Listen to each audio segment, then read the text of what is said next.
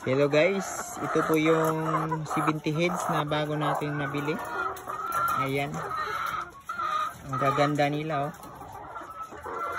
Binili po ito namin guys noong March 23. At ngayon ay April 10. So walang 3 weeks.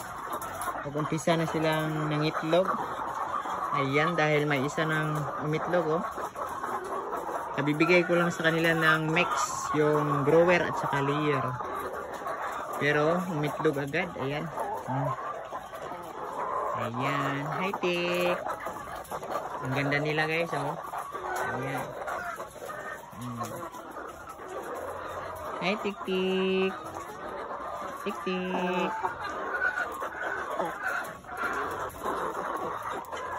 Salamat pala kay Boss Danilo, yung supplier namin. Ang healthy ng mga manok nila guys oh. Recommendable. Ayan. Tik-tik. Tik-tik-tik. Busog na Tik. Busog na sila oh. Busog na. Tik-tik.